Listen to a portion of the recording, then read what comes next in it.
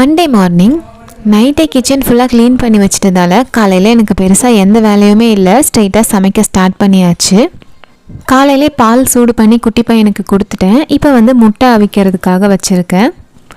முட்டையோட வெள்ளைக்கரு மட்டும்தான் குட்டி பையன் சாப்பிடுவான். மோஸ்ட்லி குழந்தைங்க அந்த உள்ளே இருக்க எல்லோ யோக்கை அவாய்ட் பண்ண தான் ட்ரை பண்ணுவாங்க. கொஞ்சம் அவங்க வளர வளர அதை சாப்பிட ஆரம்பிச்சிருவாங்க. இந்த மாதிரி மிளகு ஜீரகம் தூள் அதில் சேர்த்து நம்ம கொடுத்தோன்னா அவங்களுக்கு ஜீரணத்துக்கு ஈஸியாக இருக்கும். அப்புறம் பிரேக்ஃபாஸ்ட்டுக்கு இட்லியும் பொட்டுக்கடலை சட்னியும் தான் செஞ்சுருக்கேன். இந்த ரெசிபி கூட நான் ஷேர் பண்ணியிருக்கேன் ஒரு ஷார்ட்ஸ் வீடியோவில், தேவைப்பட்டால் செக் பண்ணி பாருங்கள். அப்புறம் மதியம் எண்ணெய் கத்திரிக்காய் குழம்பு தான் செய்ய போகிறேன். ரொம்ப நாள் ஆச்சு கத்திரிக்காய் குழம்பு செஞ்சு. எல்லாமே முன்னாடி ரெடி பண்ணி வச்சுட்டு சாப்பிட்டுட்டு அதுக்கப்புறமா தான் நான் எண்ணெய் கத்திரிக்காய் செஞ்சேன். இந்த எண்ணெய் கத்திரிக்காய் குழம்பு நாட்டு கத்திரிக்காயில் செஞ்சால் ரொம்பவே டேஸ்ட்டாக இருக்கும். பட் அது கிடைக்காததால் இதில் செஞ்சுட்டேன். இதோட ரெசிபி நெக்ஸ்ட் வீடியோ விலாகில் அப்லோட் பண்ணுறேன்.